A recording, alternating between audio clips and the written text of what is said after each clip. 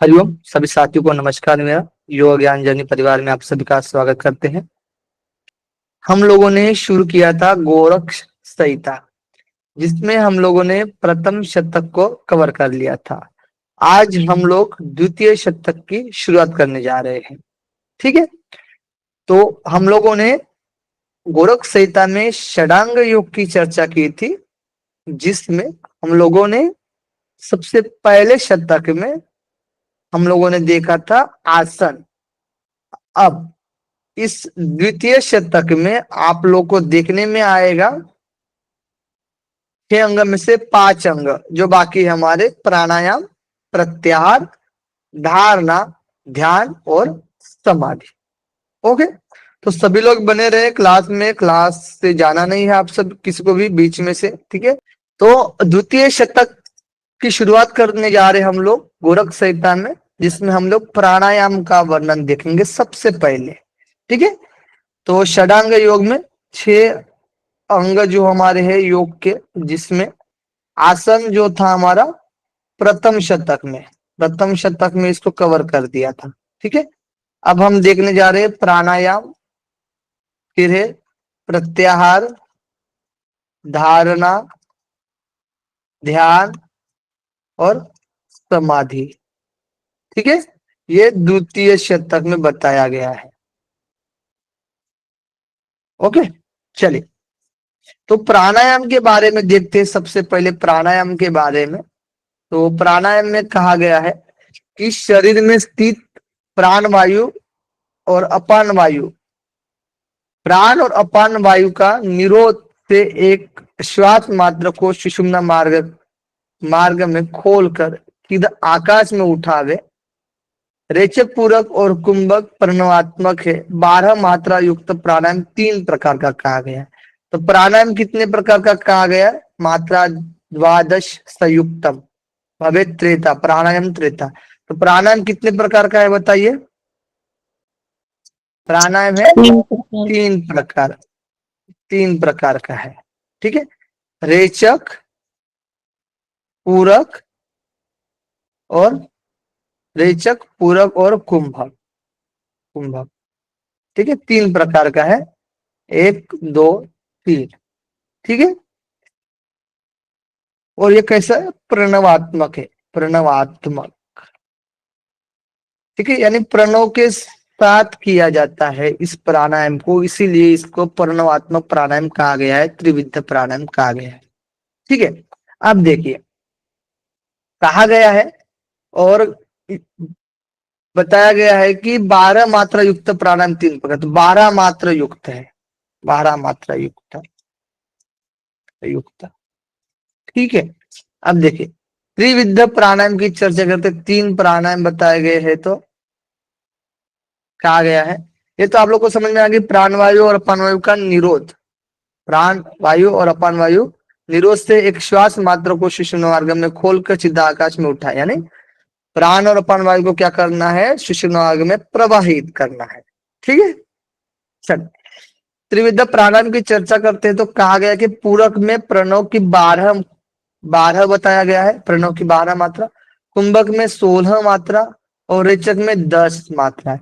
यह प्राणायाम अधम कहा गया है। ये कैसा प्राणायाम है? अधम है। ठीक है, इस प्रकार से अध्यम, मध्यम और अधम, मध्यम, मध्यम और उत्तम प्राणायाम, इस तरह के तीन प्रकार के कहा गया है। ठीक है, 12 मात्रा युक्त प्राणायामात्मक कितने प्रकार का है? 3 प्रकार का है। ठीक है, अब इसमें मात्राएं बढ़ती है जैसे ही, वैसे इसको हम लोग बोल सकते हैं कि अधम प्राणायाम, मध्यम प्राणायाम और उत्तम प्राणायाम। ठीक है, मध्यम में बताया गया कि इससे 2 गुना मात्रा है, अब 2 गुना बढ़ा देना है, और उत्तम में 3 गुना मात्रा है बताई गई है। अधम प्राणायाम में क्या होता है? पसीना आता है। मध्यम में क्या होता है? कंप होता है शरीर में। उत्तम में क्या होता है? योगी ऊपर उठता है। ठीक है, इसलिए प्राणायाम का अभ्यास करने के लिए कहा गया है। तो सिंपल है, ये हम लोग पढ़ते आ रहे हैं। ठीक है, मात्रा इसमें ध्यान रखना, कितनी कैसे मात्रा दी गई है। ठीक है, ये आप लोग अवश्य ध्यान रखना। अब देखिए सबसे पहले प्राणायाम की चर्चा आती है। ठीक है, प्राणायाम की चर्चा आती है। तो तीन प्राणायाम, कितने, तीन प्रकार के बताया गया है। सबसे पहले हम लोग ध्यान रखेंगे यहाँ पर पूरक। पूरक करते हुए प्रणव की 12 कितनी मात्रा होनी चाहिए, यहाँ मात्रा, ठीक है, यहाँ स्थिति। तो पूरक में 12 मात्रा होंगे, ठीक है, प्रणव की 12। कुंभक में 16। कुंभक में क्या हुआ, कुंभक में 16। और रेचक में क्या बताया गया, 10। रेचक में 10 मात्रा बताई गई है, ठीक है। तो रेचक में 10 मात्रा बताई गई है, ध्यान रखना, ठीक है। अब देखिए, अब उत्तम में, मध्यम में बताया गया इससे 2 गुने, ठीक है। तो ये क्या हुआ, अधम हुआ ना, ये हमारा अधम हुआ, अधम प्राणायाम हुआ, ठीक है, प्राणायाम हुआ। अब इसी तरीके से हम लोग देखेंगे तो मध्यम, मध्यम और उत्तम। उत्तम हम कैसे लिखेंगे बताइए, मध्यम और उत्तम के लिए। 24 पूरक। तो यहाँ पर ध्यान देना है आपको कि अब पूरक से, पूरक हम करेंगे पूरक मध्यम में, ठीक है। तो कितना होगा, 24। 12 से क्या होगा, 2 गुना, 24। कुंभक करेंगे 32 तो कुंभक में कितना होगा, 32 32। और रेचक, रेचक करेंगे हम लोग 20 तो 20 होगा, ठीक है। इसी तरीके से अब इसमें डबल में, तो पूरक में कितना होगा, उत्तम में 2 गुनी करनी है, तो इससे 2 गुनी, पहले से 2 गुनी करेंगे तो 36, 36 ठीक है। अब इसमें 2 गुना करेंगे 16 से, तो कितना होगा, 48। कुंभक 48 में कितना, 48 होगा ना, जी 48। और फिर रेचक में करेंगे तो कितना होगा, 30 30, ठीक है। इस तरीके से इनकी मात्राएं होती है। इसको अधम प्राणायाम, इसको मध्यम प्राणायाम, ठीक है, और इसको उत्तम प्राणायाम। यहां में किसी को दिक्कत है, अब यहाँ पर हम लिख सकते हैं, यहाँ पर क्या होता है, पसीना आता है, पसीना, ठीक है। यहाँ पर क्या लिखेंगे, कंप, ठीक है। और यहाँ पर क्या होता है, साधक क्या होता है, ऊपर, ऊपर उठना, ठीक है। क्लियर है, आगे बढ़े, याद रहना चाहिए सभी को। आगे देखिए, योगाभ्यासी पुरुष अब प्राणायाम की विधि के बारे में दर्शाते हैं। तो कहा गया कि योगाभ्यासी जो पुरुष है वो बद्ध पद्मासन लगाकर गुरु और शिव को नमस्कार करते हुए दृष्टि को भो के मध्य, यहाँ पर देखिए, यहाँ पर मस्त बढ़िया पॉइंट है। ऐसा ये गोलोक संहिता है जिसमें भ्रू मध्य दृष्टि की बात की गई बद्ध पद्मासन में, कभी पढ़ा है। मध्य में स्थिर करके ले और फिर अपान वायु को ऊपर की ओर खींचकर प्राण के साथ योजित करें। इस प्रकार कुंडलिनी शक्ति को ऊपर उठाने से सभी पापों से छुटकारा होता है। बद्ध पद्मासन में गुरु और शिव को नमस्कार करके दृष्टि को भूमध्य के मध्य, भो के मध्य में स्थिर करके फिर अपान वायु को ऊपर की ओर खींचकर प्राण के साथ क्या करना है, योजित यानी मिलाना है, ठीक है। यानी इस प्रकार से हम क्या करेंगे, कुंडली शक्ति को क्या करेंगे, ऊपर की तरफ उठाएंगे तो पापों से छुटकारा हो जाता है। क्लियर है, कोई दिक्कत। अब मुझे बताइएगा ज्योति जी, आपने, आपके पास ग्रंथ ओपन है अभी, आपके पास जी सर चौखंबा वाला, चौखंबा वाला है ना, जी सर ठीक है। इसमें दृष्टि किसमें बताई गई है, एक बार देख लीजिएगा। भूमध्य दृष्टि भूमध्य भूमध्य दृष्टि दृष्टि रेखाती प्राणायाम समग्र सिद्ध ठीक है, ठीक है, ठीक है, तो सेम है।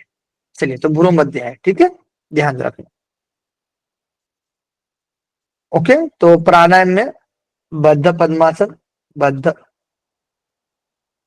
बद्ध पद्मासन, पद्मासन, बद्ध पद्मासन करेंगे, गुरु और शिव को नमस्कार, नमस्कार करेंगे।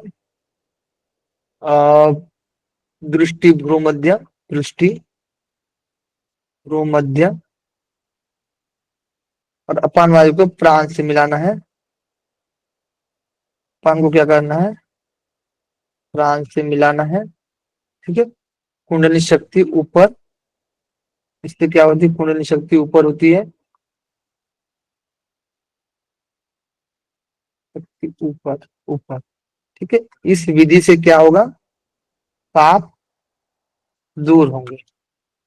ठीक है, प्राणायाम विधि। ओके, क्लियर, कोई दिक्कत? चलिए आगे बढ़ते हैं। ये बहुत अच्छा है, आप लोग को लिख कर बताया जा रहा है, यानी लिखते समय क्या होता है ना, आप लोग ज्यादा से ज्यादा आपकी इंद्रिय काम करेंगे अभी। और आप सही में ना एक टेबल पर, यानी टेबल है आपके सामने और चेयर पर बढ़िया से कंफर्टेबल में बैठ गए हो ना। ठीक है, हाथ में पेन और कॉपी है ना आपके पास, और मेरी बातें बढ़िया से सुन रहे हो, मैं जैसे बता रहा हूँ आप नोट भी करते जा रहे हो। ठीक है, और ध्यान भी दे रहे हो ना, तो ये चीजें बहुत याद रहने वाली है आपको। क्योंकि जब हम लोग ऐसे नॉर्मली पढ़ाते हैं ना, मतलब जो स्लाइड बनाकर रख दिया है और बता रहे हैं हम, ठीक है, तो उतना भी ध्यान आकर्षित नहीं होता है। लेकिन जब मैं लिख कर बताता हूँ ना, तो वो ज्यादा कवर किया जा सकता है। ठीक है, याद हो जाता है तुरंत, आप थोड़ा सा ध्यान दोगे तो। ठीक है, बहुत ऐसे कम है, मतलब जो कि योग के फील्ड में तो मुझे नहीं लग रहा है जहां तक कि लिख कर कोई बता रहा होगा, जहां तक मुझे ऐसा लगता है। पता नहीं आप लोगों को किसी को पता होगा तो आप जरूर शेयर करेगा, सबके सामने ही शेयर करेगा। ठीक है, तो ये आपके लिए एक अच्छी अपॉर्चुनिटी है। ठीक है, तो इसका लाभ लीजिएगा आप लोग। भले ही समय लग रहा है लिखने में, लेकिन चीजें आपको क्लियर हो रही है। एक भी श्लोक में से क्वेश्चन या फिर एक भी पॉइंट छूट नहीं रहा है। ठीक है, ये बहुत बढ़िया बात है। ये हमने मतलब शुरू से ऐसा लग रहा था, जैसे मैं पढ़ा रहा था तो शुरू से मुझे ऐसा लग रहा था कि लिखने वाला सर डेवलप इस किया बार जाए। आप बहुत अच्छे से पढ़ा रहे हैं, बहुत अच्छे से पढ़ा रहे हैं। पिछली बार भी मैं पढ़ी थी, लेकिन उससे बहुत अच्छे से अभी पढ़ा रहे हैं। हाँ हाँ, क्योंकि अभी पूरे चीजें क्लियर हो रहे हैं और लिख कर भी बता रहा हूं मैं। ठीक है, तो होता है धीरे धीरे धीरे धीरे प्रोग्रेस होती है। ठीक है, एकदम से तो नहीं किया जा बोला जा सकता है। लेकिन हाँ, अब लिखने का भी मुझे भी आदत नहीं था ना, शुरू किया बस मैम को देखते हुए। पूजा मैम ने लिखना शुरू किया था ना, मैम का चलो प्रैक्टिस तो हो गया था, कोई दिक्कत नहीं था मैम को, लेकिन मेरा थोड़ा प्रॉब्लम था, मैं कभी लिखा नहीं था। ठीक है, तो शुरू कर दिया, चलो थोड़ा बहुत प्रैक्टिस हो जाए करके, तो हो रहा है। ठीक ठाक लिख रहे हैं ना, मतलब थोड़ा बहुत तो। बहुत सुंदर सर। ठीक है, चलिए धन्यवाद। बस आप लोग सपोर्ट बना कर रखिएगा। ठीक है, और जो भी फीडबैक देना है आप लोगों को। ठीक है, जिसमें कि हम और सुधार किया कर सकते हैं। चलिए, अब देखते हैं ना यहाँ पर कि यहाँ पर प्राणायाम विधि का वर्णन हो गया। अब देखिए, अब कुंभक प्राणायाम, इसी की चर्चा करते हैं, प्राणायाम का फल भी देख लेते हैं। ठीक है, तो कहा गया है कि 9 द्वारों को रोक कर वायु पान करे और उसे दृढ़ता से धारण करे, और अग्नि और अपान के योग से जागृत हुई कुंडलिनी को ऊपर स्थित कर युक्त प्राणायाम युक्त उक्त वायु से युक्त करे। ठीक है, और योगी इस प्रकार आत्मा का ध्यान करता है, यानी इस प्रकार आत्मा का ध्यान करता है। वह जब तक संसार में जीवित रहता है तब तक बड़े बड़े योगीश्वर जन भी उसकी वस्तु स्तुति किया करते हैं, स्तुति करते हैं। ठीक है, योगी जन प्राणायाम के नित्य अभ्यास को पाप रूपी ईंधन को निस्म करने, यानी भस्म करने वाले अग्नि के समान, संसार सागर से पार उतारने वाले महासेतु के समान बताते हैं। यानी प्राणायाम जो होता है ना, ये संसार सागर से पार करवाने वाला है, यानी क्या करने वाला है, एक तरीके से मुक्ति देने वाला है, मुक्ति देने वाला है। ठीक है, ये ध्यान रखना, सिंपल। तो 9 द्वारों को रोककर वायु का पान करे और उसे दृढ़ता से धारण करे, अग्नि से अपान के योग से जागृत हुई कुंडली ऊपर स्थित होकर उक्त वायु से युक्त हो जाती है। नहीं, यहाँ पर सिंपल मोटा मोटा ध्यान रखना, 9 द्वारों को, 9 द्वार रोक कर, रोक कर, ठीक है, वायु का क्या करना है, पान करना है। ठीक है। दो हमारे आंख, दो नाक यानी दो नाक, राइट और लेफ्ट, और दो कान, और एक मुंह, और एक जनेंद्रिय, और एक गुदा। मार्ग को बंद करते हुए वायु का पान करना, यानी द्वार को रोक कर वायु पान करे, ठीक है, और उसे दृढ़ता से धारण करे। अब यहाँ पर सारा रोक लिया हम लोगों ने, वायु पान करे यानी रोक कर बोला गया है, ठीक है, नौ द्वारों को। तो एक तरीके से लेने के बाद, जब हम लोग ले लेते हैं ना नोस्ट्रल से, पूरक रेचक की बात की गई, तो लेने के बाद अब इसको रोक लेना है, ठीक है। चलो आगे देखते हैं। आसनों से शरीर के रोग दूर होते हैं। अब यहाँ पर इम्पोर्टेंट आपका पॉइंट है, हर बार क्वेश्चन में पूछा जाता है। आसनेन रुजुहन्ति प्राणायामेन पातकम विकारण मानस योगी प्रत्याहारेण उच्यते धारणा भी धैर्य ध्यान चैतन्य समाधो मोक्ष। ठीक है, यानी सिंपल वर्ड में आपको समझना है कि आसन, आसन से क्या दूर होता है बताइए? रुजो हंती यानी रोग दूर होता है, आसन से रोग दूर होता है। प्राणायाम, प्राणायाम से क्या दूर होता है? पाप दूर होता है प्राणायाम। प्रत्याहार, प्रत्याहार, प्रत्याहार से क्या होता है? मानस विकार दूर होता है। फिर धारणा, धारणा से क्या होता है? धैर्यता, क्या आती है धारणा से? धैर्यता आती है। और ध्यान, ध्यान से बताया गया है कि चैतन्य, चैतन्यता आती है, चैतन्य, चैतन्यता आती है। और समाधि, समाधि से कहा गया है मोक्ष, और शुभ अशुभ कर्म दूर हो जाते हैं। ठीक है, शुभ अशुभ, अशुभ कर्म दूर हो जाते हैं। क्लियर है? अब बताया गया है नेक्स्ट टाइम, ये भी इंपॉर्टेंट है। ठीक है, तो 11 और 12 दूसरे शतक के 11 और 12 सूत्रों को याद कर लेना है आपको। और हो सके तो 13-14 याद ना करो तो भी चलेगा, लेकिन ध्यान रखना क्या याद रखना है। तो ठीक है, बोला गया है कि 12 प्राणायाम से प्रत्याहार, 12 प्रत्याहार से, 12 प्राणायाम से प्रत्याहार, और 12 प्रत्याहार से धारणा, और 12 धारणा से ध्यान, और 12 ध्यान से समाधि होती है। ठीक है, यानी यहाँ पर हम लोग लिख सकते हैं, नोट डाउन कर सकते हैं।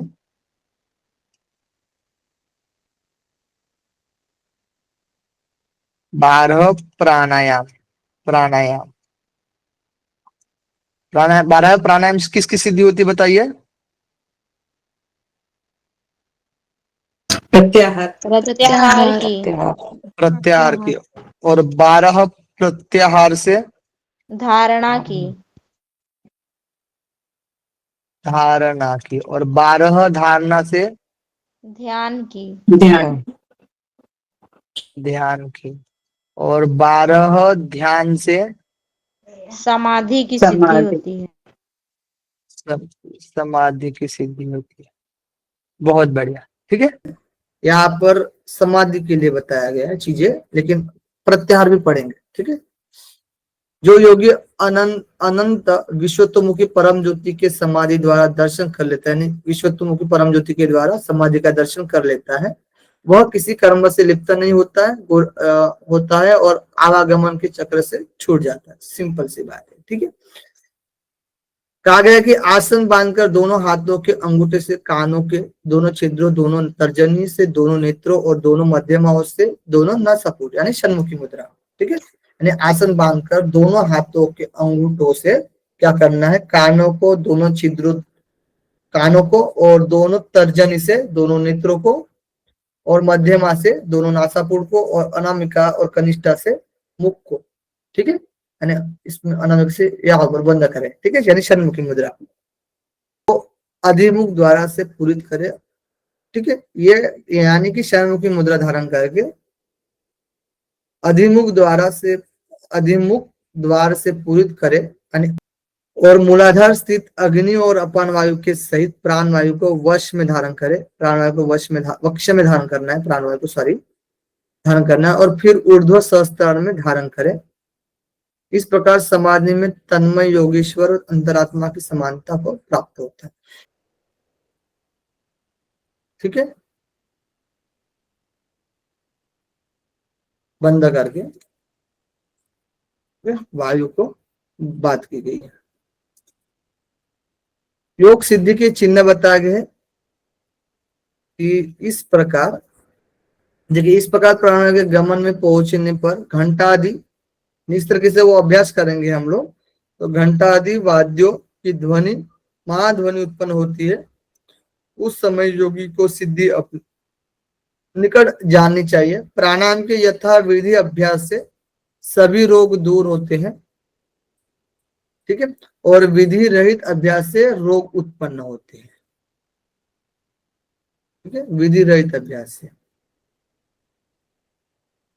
अयुक्त व्यायाम द्वारा वायु के विकृत होने पर हिक्का, यानी अयुक्त प्राणायाम से क्वेश्चन आता है बहुत बार, हिक्का काश तथा श्वास शिर करना शिवेदना अक्षिवेदना भवन्ति विविधा रोगा पवनस्य व्यतिक्रमात्, यानी पवनस्य कुपित होने से। ठीक है, यानी अयुक्त प्राणायाम के द्वारा होने वाले रोग हिक्का काश श्वास सिर में पीड़ा कान और नेत्रों में वेदना होती है, विविध रोग होते हैं। ठीक है, और प्राणायाम के लिए बताया गया कि सावधानी कैसे बरतनी चाहिए, जैसे कि सिंह हाथी व्याघ्र आदि को धीरे धीरे में वश किया जाता है, वैसे ही ठीक है वश में नहीं, जैसे ये वश में नहीं होते हैं, ठीक है, और नहीं होते और पालक को ही मार डालते हैं।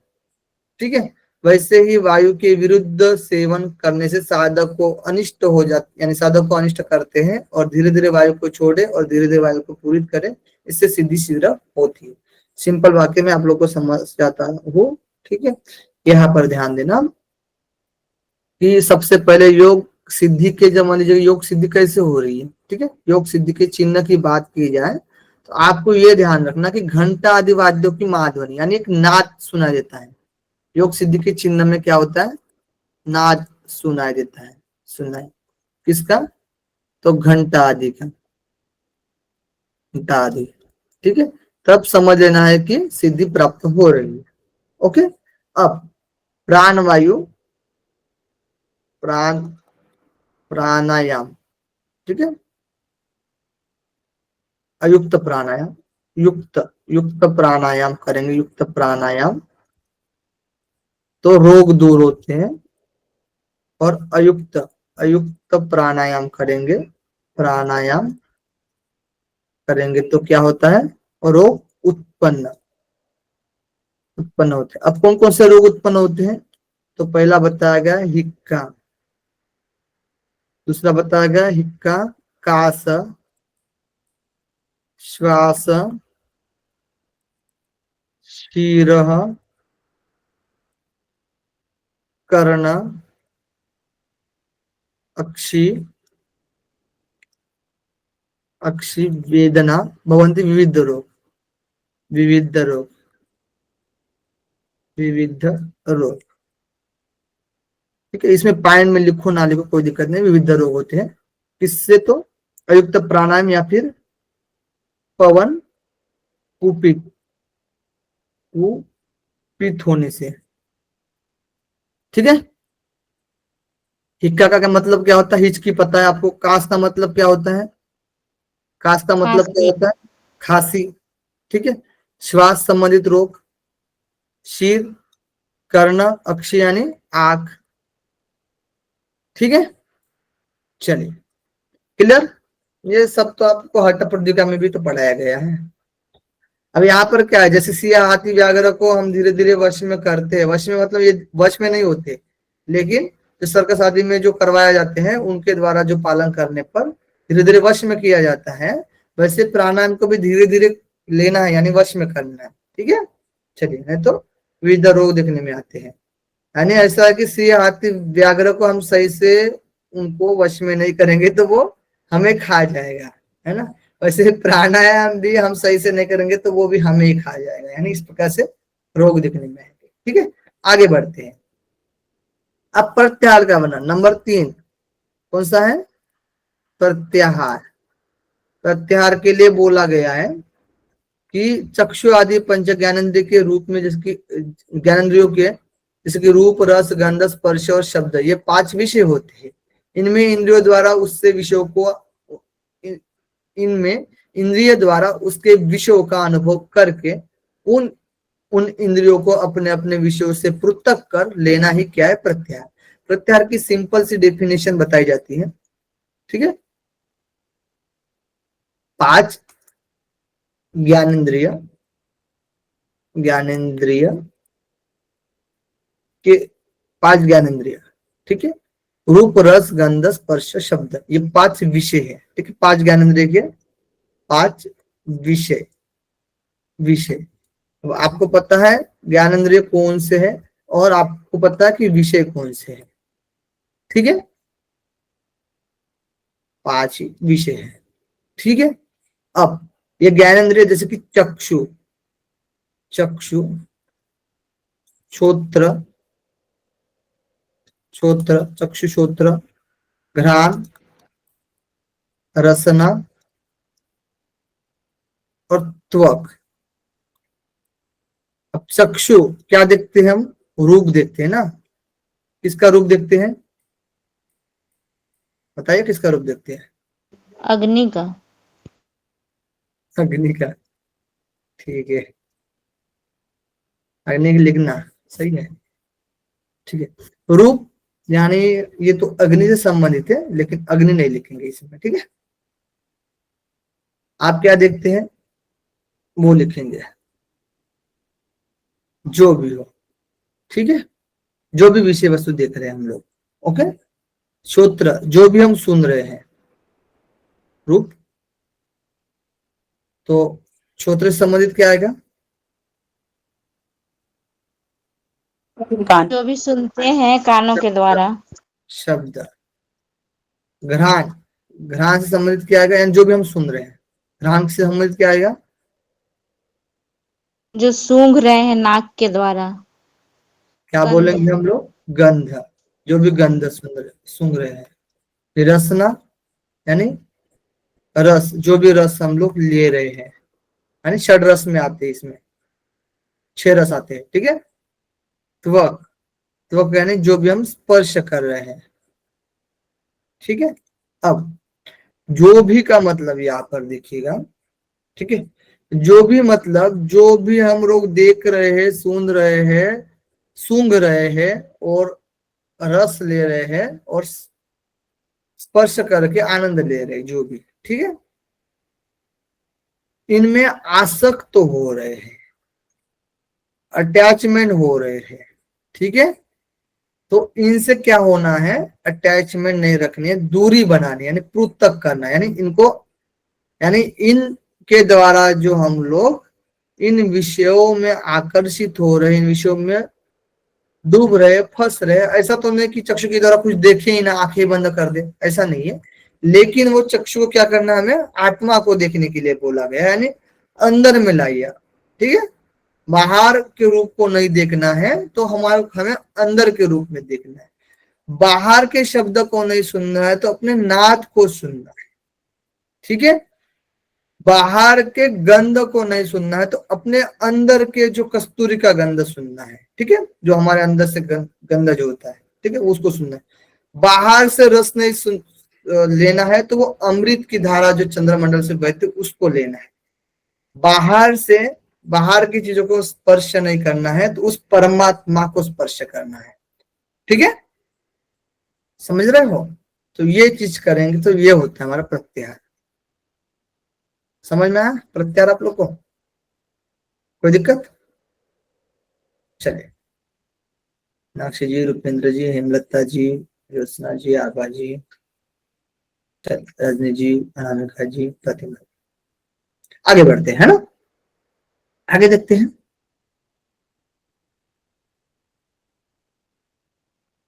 अब देखिए क्या बोला गया है, देखते हैं। कानों में जो जो प्रिय अप्रिय शब्द सुना देता है, उनमें मन भी आसक्त हो जाता है। है ना। और इसलिए क्षेत्र इंद्रियों के विषय रूप और क्षेत्र इंद्रियों के विषय रूप शब्दों से मन को हटा लेना चाहिए, बराबर है, यानी उनसे हटा लेना चाहिए। और नासिका के द्वारा जो गंध अथवा अगंध जो भी है सूंघी जाती है, उस गंधों को भ्रमात्मक मानकर क्या करना, साधक उसका त्याग कर देना, यह गंध का प्रत्याहार है। ठीक है, निरूप का हो गया, शब्द का हो गया, रूप का हो गया, रस का हो गया, गंध का हो गया, इटीसी। ठीक है, नेत्रों के द्वारा जो भी कुछ पवित्र अपवित्र दृश्य देखते हैं वह सब आत्मा आत्मा ही है। ठीक है, ऐसा जानकर उन दृश्यों का त्याग करना ही नेत्र विषय प्रत्याहार है। समझे?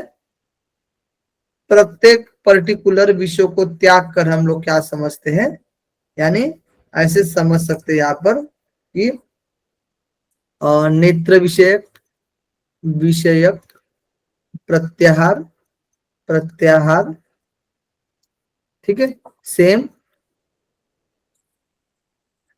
श्रोत्र विषय सेम, नेत्र श्रोत्र और क्या है, रसना रसना घ्राण और त्वक विषय प्रत्याहार। ठीक है जी, सेम।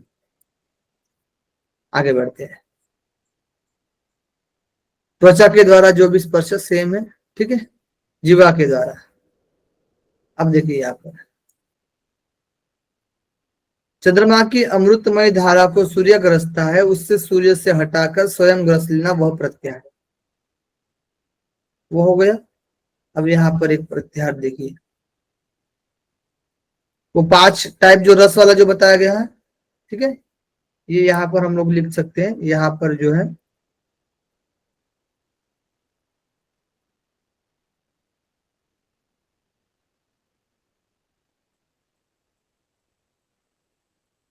पांच विषय, तो पहला हो गया ये।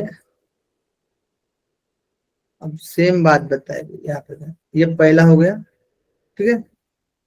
और भी है ना, यहाँ पर दिया गया है सर, यहाँ पर और पढ़ना है हमें। ये तो पहला हो गया। देखिए, जैसे दिन के तीसरे काल में सूर्य अपनी प्रभा को समेट लेता है, वैसे ही योगी भी तीसरे अंग से मन के विकारों को हरण कर लेता है। तीसरा अंग कौन सा है? प्रत्याहार से, ठीक है, मन को हरण कर लेता है। एग्जाम्पल दिया गया, कछुआ अपने अंग को समेट कर अपने ही अंग में छिपा लेता है, वैसे योगी प्रत्याहार के द्वारा इंद्रियों को उनके विषयों से हटाकर आत्मा में लिंक कर देता है। ठीक है, ये एग्जाम्पल हुए, 2 एग्जाम्पल दिए गए हैं। ठीक है, पहला एग्जाम्पल एंड जस्ट दूसरा एग्जाम्पल। ठीक है, सूर्य का, और दूसरा कौन सा दिए गए, किसका एग्जाम्पल दिया गया है? कूर्म का। ठीक है, ओके, पहला हो गया। यहाँ पर बताया गया है दूसरा, यानी चंद्रमा की अमृतमय धारा को सूर्य ग्रसता है, उसे सूर्य से हटाकर स्वयं ग्रस लेना क्या है? प्रत्याहार है। फिर बताया गया है यहाँ पर कि एका स्त्री भोग्या है और भोगने वाला के पास चंद्रमंडल से प्राप्त होती है, उसे यदि तीसरा भोगे तो अजर अमर हो जाता है। एक स्त्री भोग्या है और भोगने वालों के पास चंद्रमंडल से प्राप्त होती है, उसे यदि तीसरा भोगे तो अजर अमर हो जाता है। यानी एक तरीके से देखिए इसमें क्या बोला गया है, इतना जबरदस्त बात की गई है। चंद्र की बात की गई, चंद्र मंडल से क्या होता है स्रावित? अमृत का स्राव होता है। ठीक है, और सूर्यमंडल में क्या होता है? अग्नि जो कि क्या करती है? भस्म करती है, यानी ग्रस लेती है ना। ये पहला, ठीक है, ये पहला अमृत है चंद्रमंडल का। दूसरा जो सूर्यमंडल में क्या है? अग्नि है, जो क्या कर रही है? भस्म कर रही है। तो तीसरा भोगे तो अजन्म हो जाता है, यानी तीसरा यानी स्वयं को क्या करना है? स्वयं भोगना चाहिए, स्वयं भोगना चाहिए। भोगना चाहिए। ठीक है, किसको? अमृत की धारा को। ठीक है, तो अजर अमर होगा। ठीक है, चलिए पहले यानी जो है यहाँ पर अमृत पहला, ठीक है, इसको ये दिया गया जो भोग रहा है यानी भस्म हो रहा है जहाँ पर सूर्यमंडल में, दूसरा तो इससे छीन ले रहे हैं ना हम लोग, इससे छीन रहे हैं। ठीक है, और हम भोग रहे हैं, तो तीसरा भोग है तो अजर अमर हो जाएगा। ठीक है, आगे देखिए विपरीत करनी मुद्रा के बारे में देखते हैं। कहा गया अभी विपरीत करनी मुद्रा, यहाँ पर कितने मुद्रा बताया गया दूसरे शतक में? बताइए। 5। दूसरे शतक में, दूसरे शतक में 2 मुद्रा और पहले शतक में 5 मुद्रा। ठीक है, चले तो विपरीत करने के बारे में देखते हैं। अग्नि रूपी एक सूर्य नाभि में रहता है और अमृत रूपी आत्मा वाला चंद्रमा सदा तालु मूल में रहता है। तालु मूल में नीचे की ओर मुख करके रहने वाला चंद्रमा जिस अमृत की वर्षा करता है, यानी मुख जिसका होता है वो नीचे की तरफ होता है, यानी मुख से तो अमृत की वर्षा होती है, और उसे ऊपर की ओर मुख किए हुए अग्नि रहती है। ऊपर की ओर मुख किए हुए क्या रहती है? अग्नि रहती है। सूर्य नाभि में रहता है, हुआ नाभि में रहता हुआ पान कर लेता है। परंतु जो योगी विपरीत करनी मुद्रा जानते हैं वे उस अमृत को क्या करते हैं? अग्नि के मुख से बचाकर अपने मुख में लेते हैं। ठीक है, यानी उसी से कनेक्ट कर रहा है। ठीक है, नाभि में स्थित अग्नि रूपी सूर्य को ऊपर और तालु मूल में स्थित अमृत रूपी चंद्रमा को नीचे करना ही विपरीत करनी नाम की मुद्रा है जो गुरुओं से उपदेश करना चाहिए। ठीक है, तो सिंपल फंडा बताया गया है। यहाँ पर कौन है? चंद्रमंडल, चंद्रमंडल। ठीक है, मुख नीचे की तरफ है, नीचे की तरफ। ठीक है, और यहाँ पर क्या है? नाभि में क्या है? सूर्यमंडल, सूर्यमंडल मंडल। इसका मुख कहाँ पर है? मुख ऊपर की तरफ है, ऊपर की तरफ। ठीक है, तो यहाँ से जो अमृत की धारा बहेगी तो यहाँ पर गिरेगी तो क्या होगा? भस्म कर देगा। ठीक है, लेकिन जब हम ऊपर करेंगे विपरीत करने में क्या होता है? चंद्रमंडल नीचे और सूर्यमंडल क्या होता है? सूर्यमंडल मंडल और चंद्रमंडल नीचे और सूर्यमंडल ऊपर हो जाता है।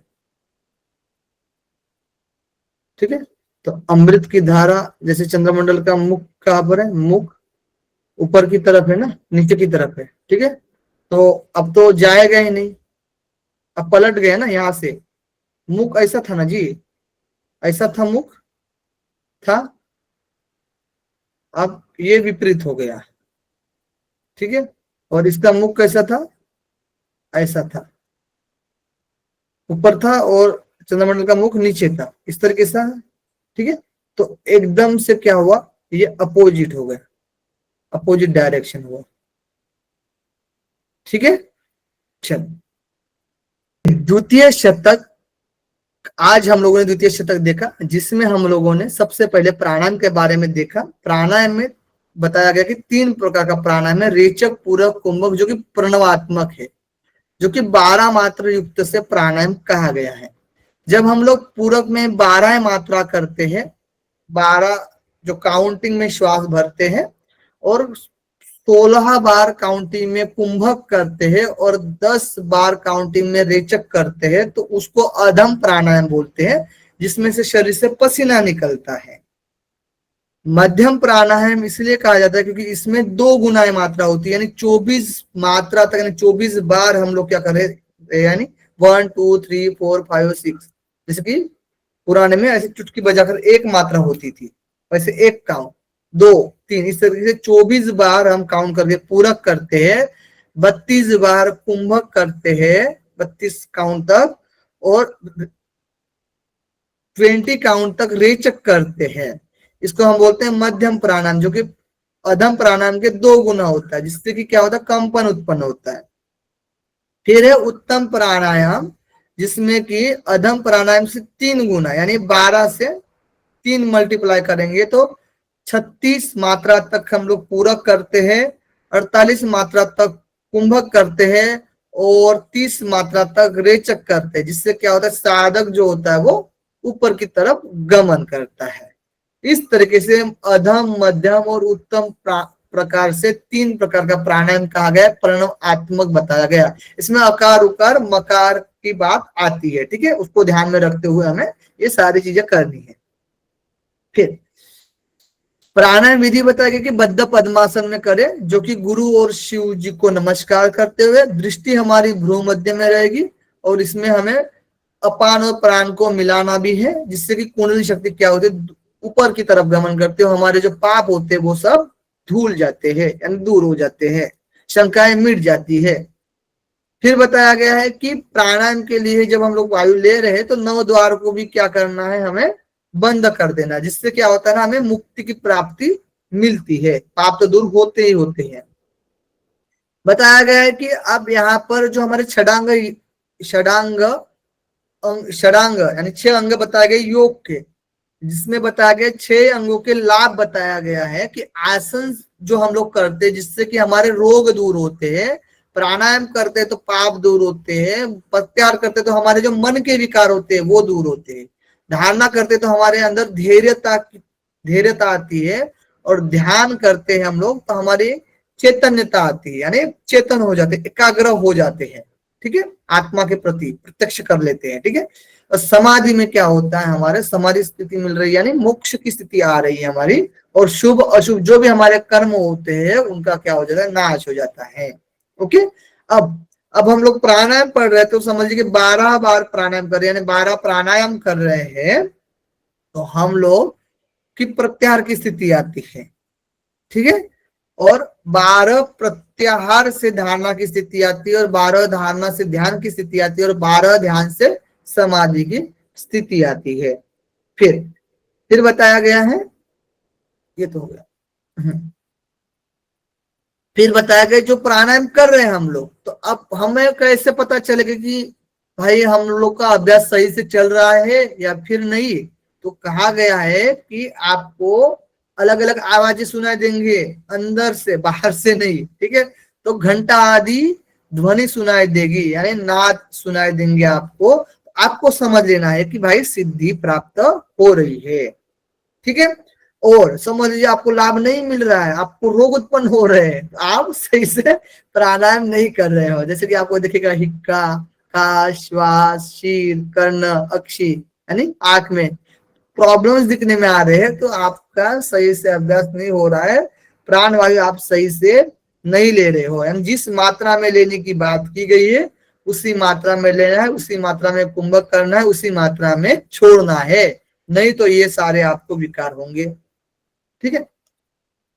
फिर बताया गया, अब प्राणायाम के बारे में बात कर चुके थे हम लोग फिर प्रत्याहार देखे थे, तो प्रत्याहार में कहा गया कि हमारे जो 5 ज्ञानेंद्रिय होते हैं, जिनके 5 विषय होते हैं, रूप शब्द गंध रस और स्पर्श, इनके यानी इन विषयों से हमें क्या करना है, अपने 5 ज्ञानेंद्रियों को दूर करना है, चक्षु, श्रोत्र, घ्राण और रसना और त्वक, इनको क्या करना है, हमें आत्मा में अंदर लगाना है, जिसको प्रत्याहार कहा गया है। जैसे कि नेत्र विषय हम लोग पृथक कर लेते हैं, यानी उनके विषयों में नहीं जाते हैं, नेत्र से संबंधित जो भी देखना है तो उसके लिए नेत्र विषय प्रत्याहार होता है। इस तरह से श्रोत्र, रसना, घ्राण और त्वक, इन सब की बात की गई है गोरख संहिता में हमारे, ठीक है।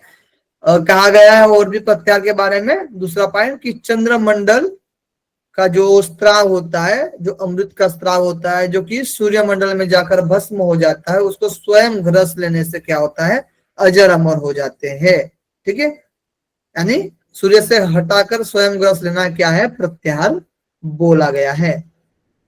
फिर हम लोगों ने विपरीत करने के बारे में देखा था, तो विपरीत करने के लिए बोला गया था कि नाभि में जो होता है सूर्य होता है और हमारे कपाल में चंद्रमंडल होता है, ठीक है, तो विपरीत करने में क्या करते हैं हम लोग, नाभि को ऊपर करते हैं और चंद्रमंडल को नीचे करते हैं, जिससे कि जो अमृत की धारा जो बह रही थी, जो सूर्य में भस्म हो रही थी, वो ना भस्म हो, ठीक है, और उसकी पूर्ति जो है हमें लाभ मिले, ठीक है, यानी उस रस का हमें लाभ मिले, इसलिए विपरीत करने का अभ्यास करने के लिए बोला गया है। ठीक है, यहां तक हम लोगों ने आज की क्लास में कवर कर लिया है। अब बताइए यहाँ पर कोई आपको समस्या है, डाउट है, कोई भी क्वेरी है तो आप मुझसे पूछ सकते हो।